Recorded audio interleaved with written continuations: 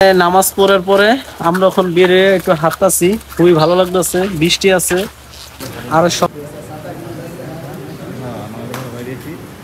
আম কি 1 কেজি কিনবো না 2 কেজি কিনবো, 1 কেজি না 2 কেজি চিন্তা করতে করতে আমি শেষ হয়ে গেলাম। আসসালামু আলাইকুম, আশা করছি সবাই অনেক অনেক ভালো আছেন। আজকে অনেকদিন পরে জুম্মার নামাজ পড়তে রওনা দিলাম। বৃষ্টির মধ্যে আসলে একটু একটু বৃষ্টি পড়তেছিল, তো এর মধ্যে রওনা দিলাম আসলে শরীয়তপুরে। অনেকদিন পরে বাড়ি থেকে আসছি শরীয়তপুরে, যেখানে চাকরি করি সেখানে। তো একটু একটু করে হেঁটে হেঁটে যাচ্ছি শরীয়তপুরে। বৃষ্টি ছিল, মনে করছিলাম নামাজ পড়তে যেতে পারবো না, প্রচুর বৃষ্টি ছিল। তো বৃষ্টি একটু থামছে, তারপরে আসলে নামাজ পড়তে যাচ্ছি। দেখতে পাচ্ছেন তেমন একজন লোকজন নাই, প্রায় সবাই নামাজ পড়তে চলে গেছে, আমি শুধু একলাই যাচ্ছি। আর সবাই প্রায় চলে গেছে, একদম শেষ সময়ে যাচ্ছিলাম। তো ভালো লাগতেছিল আসলে। একলা আসলে খারাপও লাগে মাঝে মাঝে। আগে এখানে 3 জন থাকতাম একটা বিল্ডিংয়ে। তো আসলে কাজের ক্রমে অনেকেই অনেক জায়গায় চলে গেছেন, এখন আমি শুধু রয়ে গেছি একলা। তো আমি একলাই দেখতে পাচ্ছেন হেঁটে হেঁটে যাচ্ছি নামাজ পড়তে। একটু একটু খারাপ লাগতেছিল, যদিও গত শুক্রবারে আমরা জালকাঠিতে নেচারাবাদে নামাজ পড়েছিলাম, কিন্তু এই শুক্রবারে আমি একলা যাচ্ছি নামাজ পড়তে। একটু খারাপ লাগতেছিল। দেখতে পাচ্ছেন শুধু 2টা বাচ্চাকে দেখছি নামাজ পড়তে যাচ্ছে ওরা, আর আমি একলা হেঁটে হেঁটে যাচ্ছি।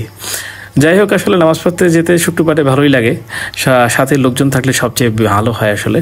তো বৃষ্টির পরে আসলে আজকে আমি সকালবেলা খিচুড়ি রান্না করেছিলাম, এবং আজকে নেয়াইত আছে যে নামাজ পড়ে যদি কিছু আম পাওয়া যায় একটু আম কিনবো, কারণ আম আসলে ওরকমের কিনবো করে কেনা হয় না। প্রত্যেকটা জিনিস একলা থাকলে ওরকমের খেতেও ইচ্ছা করে না, আর কোনো কিছু কেনা হয় না, এটা হচ্ছে ঝামেলা।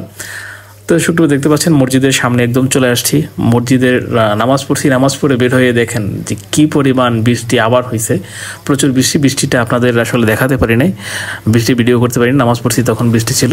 দেখতে পাচ্ছেন আলী ভাই, আমি এখানে আছি, বের হব, কিন্তু ওয়েট করতেছি, বৃষ্টি থামতেছে না। অল্প অল্প বৃষ্টি এখনও আছে, কিন্তু বৃষ্টির অবশেষে চেষ্টা করলাম কিভাবে যাওয়া যায়। দেখতেছি বৃষ্টি থামতেই আছে না। তো একটু ওয়েট করলাম, ওয়েট করে চিন্তা করলাম একটা ভিডিও করে ফেলি আপনাদের দেখানোর জন্য। তো এই জন্য ভিডিওটা করা আসলে, কারণ ভিডিও ছাড়বো এই চিন্তা করে ভিডিও ছাড়া হয় না। দেখতে পাচ্ছেন অনেক মুসল্লিরা কিন্তু ওয়েট করতেছে, নামাজ থেকে বের হয়েছে, বাসায় যাবে কিন্তু যেতে পারছে না। দেখতে পাচ্ছেন, কি আর করার, যেহেতু বৃষ্টি পড়তেছে যাওয়া যাচ্ছে না। তো আমরা একটু ওয়েট করে আসলে কি করব, দুইজনে একটু মাঝে মাঝে একটু সেলফি নিচ্ছিলাম এবং একটু ভিডিও করছিলাম। দেখতে পাচ্ছেন। আসসালামু আলাইকুম, জুম্মা মোবারক। আমরা এখানে নামাজ পড়ার পরে আমরা এখন বেরিয়ে একটু হাঁটতাছি, খুবই ভালো লাগতেছে, বৃষ্টি আছে। আর সকলেরই ভালো লাগে, আপনাদের ভালো লাগবে, আমাদেরও ভালো লাগে। অবশেষে নামাজ পড়ার পরে আসলাম আম কিনতে। রূপালি আম আমার খুব পছন্দ। আমি দেখলাম আসলে রূপালি আমের কেজি কত। তো ওরা আসলে চাচ্ছিল 80 টাকা 70 টাকা এরকম চাচ্ছিল। অবশেষে আমটা হচ্ছে মাঝারি আম, আমার কাছে 60 টাকা রাখলো, 60 টাকার মতো। কারণ আমার পরিচিত লোকটা 60 টাকার মতো রাখলো। আমি আসলে একলা মানুষ, চিন্তা করছিলাম যে কয়টা কিনবো, 1 কেজি কিনবো না 2 কেজি কিনবো। একটু দ্বিধাদ্বন্দ্বের মধ্যে ছিলাম, পরে চিন্তা করলাম 2 কেজি কিনে যাই, যেহেতু বাসায় আছি, মাঝে মাঝে হয়তো খাওয়া হবে। তো এই জন্য 2 কেজি আম নিলাম। 120 টাকা রাখলো 2 কেজি। তো বেশ ভালোই আমটা আসলে।